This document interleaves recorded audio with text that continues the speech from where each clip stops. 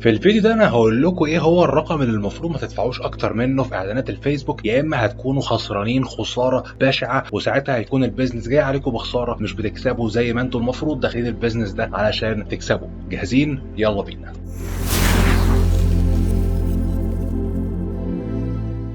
يا اهلا وسهلا، معكم اسلام صلاح. وفي القناه دي احنا بنتكلم عن كل ما يتعلق بالماركتنج والسيلز، الفيسبوك ادز، الفريلانسنج، وازاي تكسبوا فلوس من عن طريق الانترنت. فلو انت اول مره تتفرج عليا ما تنساش تكسر زر اللايك واعمل سبسكرايب ودوس على الجرس علشان كل فيديو جديد توصلك اول ما تنزل. وفي الفيديو ده انا هتكلم معاكم عن ازاي تقدروا ان انتوا تحددوا ايه الرقم اللي المفروض بالظبط ان انتوا توقفوا الاعلانات عنده لو لقيتوا ان الاعلانات عندكم خلاص مش جايبه همها، ولو لقيتوا ان انتوا عمالين بتصرفوا فلوس ومش بيجي لكم مردود كويس منها. والحقيقه ان مفيش رقم ثابت ينفع مع كل انواع البيزنسز او مع كل انواع الناس. مفيش تيشيرت ينفع يلبس الناس كلها، كل واحد وليه مقاسه، كل بيزنس وليه الارقام بتاعته. فخلينا نتكلم دلوقتي بقى خطوه خطوه المفروض انت تفكر ازاي كبزنس وتعمل ايه علشان تحدد ارقامك صح، وازاي تقدر على قد ما تقدر ان انت تتغلب على المنافسين بتوعك كلهم من ناحيه الماركتنج وتسيطر على السوق وبرضه تفضل كسبان في الاخر.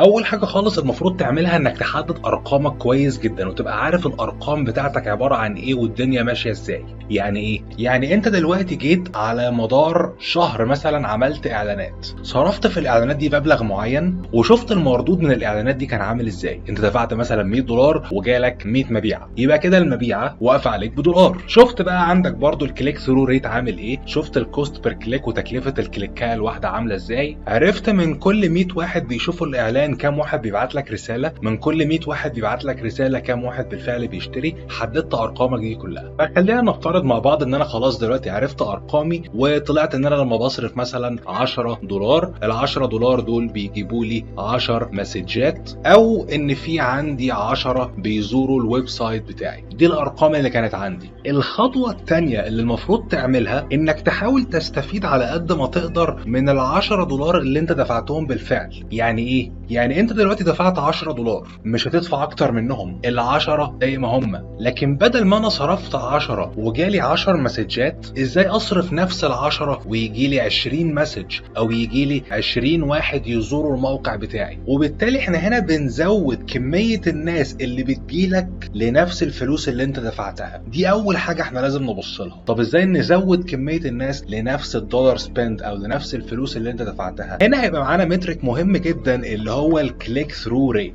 كليك ثرو ريت معناه ان من كل 100 واحد هيشوفوا الاعلان كام واحد هيدوس على الاعلان بالفعل. فتخيل دلوقتي انت دفعت $10 فمنهم 10 داسوا على الاعلان بتاعك وكلموك. تخيل دلوقتي ان الكليك ثرو ريت بتاعك ده لو كان 1%، يعني من كل 100 واحد شافوا الاعلان واحد ضغط عليه، وده في النهايه اللي كان بيترجم لل10 مسجات اللي احنا قلنا عليهم او لل10 اللي زاروا الويب سايت. طيب تخيل بقى لو انت خليت الكليك ثرو ريت ده 2% لنفس الناس، خلاص يبقى انا معنى كده ان في ضعف العدد ده هيبعت لي رسائل او ضعف العدد ده هيروح عندي على الويب سايت. طب ازاي اقدر ازود الكليك ثرو ريت؟ زي ما قلنا كليك ثرو ريت معناها ناس بتدوس على الاعلان بتاعك. فالناس هتدوس على الاعلان بتاعك لما تبقى مهتمه بالاعلان بتاعك او لما انت تبقى حاطط الهوك بتاعك في الاعلان كويس. ايه الهوك؟ الهوك ده اللي هو الطعم. طبعا لو قعدت اتكلم من هنا لبكره مش هقول لكم على اهميه الهيدلاين او اهميه الطعم اللي انت بتعمله في الاعلان، او اول صوره او اول لقطتين من الفيديو الانسان بيشوفهم او الزبون بتاعك بيشوفهم لما بيشوف الاعلانات. لحد فتره قريبه كنت بقول ان 3 ثواني ده يعتبر المفروض الرقم اللي انتوا تجذبوا انتباه الزبون فيه. دلوقتي انا عايز اقول لكم ان ممكن الموضوع يوصل لنص ثانيه، تلت ثانيه. انت الناس بتعمل ايه على الفيسبوك؟ الناس انت لما بتشوفها على الفيسبوك تلاقي عماله تعمل كده، بيعملوا سكرول بسرعه 100 كيلو في الساعه. فاللي هو انت لو مفيش حاجه شدت انتباههم مره واحده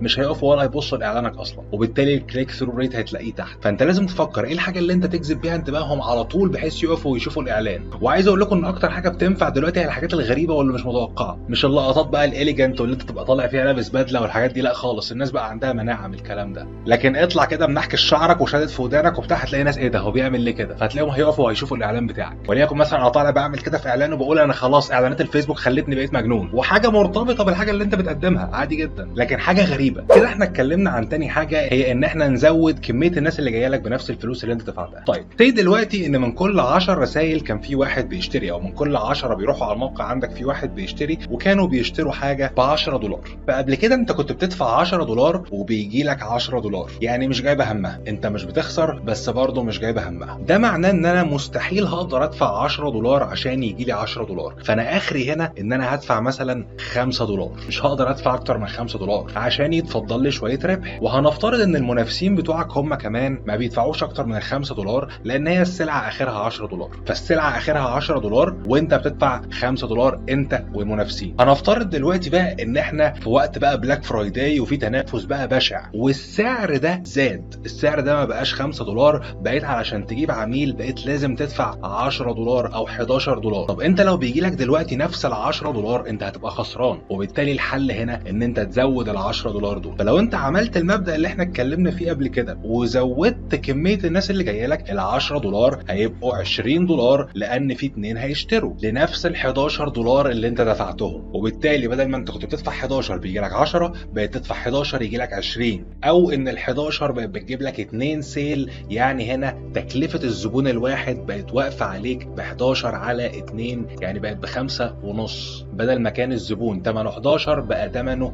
5.5 وبيجيب لك لسه 10. 5.5 بالنسبة ل10 زي 11 بالنسبة ل20، مش عايز كنتوه مني. وبالتالي انت لما التكلفة زادت عليك وعلى المنافسين بقت من 5 ل11، انت في الحقيقة زادت عليك انت نص بس، من 5 بقت 5.5، لان انت بقى عندك كمية ترافيك زيادة تقدر ان انت تبيع لهم اكتر. وبالتالي في المثال الاولاني انا لما قلنا هيجي لي $10، فانا مثلا سي مش هقدر ادفع اكتر من $5.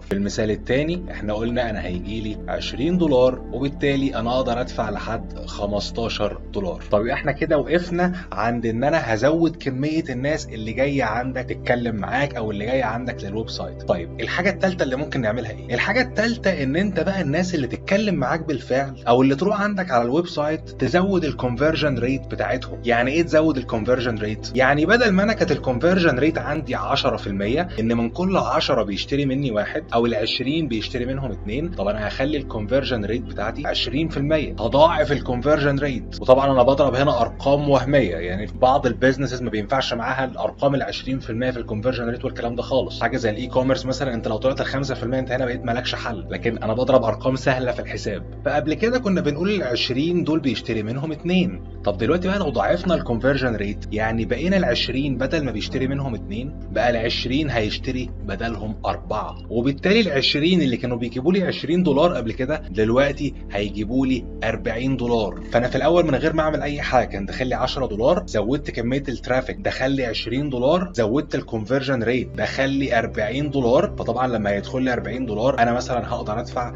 لحد $35. طب هزود ازاي الكونفرجن ريت؟ مهم جدا بقى هنا ان انت تبقى متمكن جدا من السكيلز الخاصه بالسيلز بتاعتك، ان انت تعرف ازاي تتكلم مع الجمهور اللي جاي لك، تعرف هو عايز ايه ومحتاج ايه، what they want and what they need. want ده اللي هم عايزين ايه، مشتهين ايه. انا واحد عطشان جدا دلوقتي فانا محتاج علشان اعيش I need ميه، لكن I want ممكن بيبسي. فانت لما تيجي تتكلم مع الناس دايما بيع لهم البيبسي، يعني هتيجي في السيلز كوبي بتاعتك وتكون حاطط صور لبيبسي لان ده اللي هم عايزينه. لكن لما تيجي بقى تقدم لهم حاجه بالفعل، قدم لهم الاول كوبايه ميه كاوفر ديليفرنج، لان ده اللي هم محتاجينه بالفعل. اللي بيكون جسمه مليان وعايز يخس what they want ان هم يخسوا، لكن what they need ان هم يقللوا اكل، ان هم يروحوا الجيم، ان هم يلعبوا رياضه، الحرمان، الحاجات دي كلها what they need. طبعا في انظمه ما فيهاش حرمان، لكن انا بتكلم ان النيد في الغالب بيكون صعب شويه عن الوانت. الناس عايزه تبص على الوانت مش على النيد.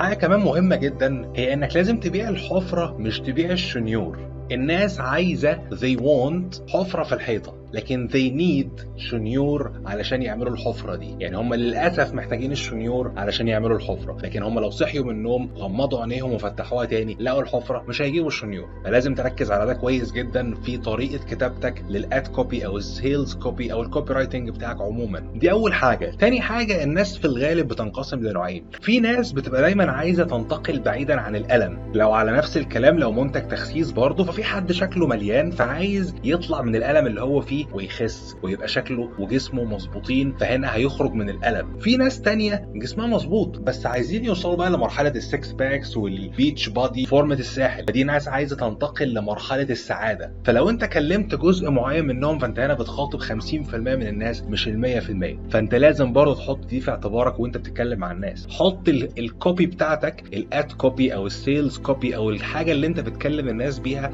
تكون بتخاطب الفئتين دول. طيب دلوقتي بعد ما انت جيت خلاص ضعفت الكونفرجنز بتاعتك، حاول دايما تتغلب على النتيجه اللي انت عملتها قبل كده. يعني انت دلوقتي كنت خلاص ضعفت الكونفرجنز، وبدل ما انت كان بيجي لك 4 بيشتروا منك بدل 2، حاول تغير حاجه كمان في الصفحه بتاعتك او في العرض بتاعك بحيث بدل ما بيشتري منك 4 يبقوا 5. طب جيت انت تغير حاجه لقيتهم بدل ما بقوا 5 بقوا 3، قلت، خلاص ارجع مطرح ما كنت تاني، الحاجه اللي جابت لك 4. دايما حاول تتغلب على نفسك علشان تزود الكونفرجن ريت. فهنا احنا وصلنا ان انت تقدر تدفع لحد $35 لان انت هيجي لك في الاخر $40. طب الحاجه الاخيره اللي ممكن نعملها ايه؟ لو انت متابعني كويس هتعرف الاجابه لان انا اتكلمت عنها في فيديو بالتفصيل. مظبوط، الاب سيل والكروس سيل، انك تزود قيمه الناس اللي بتشتري منك. ده جالك خلاص وبيشتري في مود الشراء دلوقتي، ليه تسيبه يمشي ومش معاه غير حاجه واحده؟ بيع له حاجه ثانيه، بيع له حاجه ثانيه مكمله للحاجه اللي هو اشتراها. لو انت فعلا بتقدم حاجه قيمه للناس انت مش هتسيبهم يمشوا وخلاص. انت اشتريت مني البدله دي، طب خد القميص ده عليها هيبقى لقطه، طب خد الكرافته دي، طب خد الشراب ده، طب خد الحزام ده. حاجات كلها مكمله للمنتج بتاعك وبترفع قيمه الافريج اوردر فاليو او قيمه متوسط سعر الاوردر. اي نعم مش كل الناس هتشتري بس في جزء من الناس هيشتري. فبدل ما انت كان الافريج بتاعك او المتوسط 40 سي دلوقتي بقى 50 وهم نفس ال $35،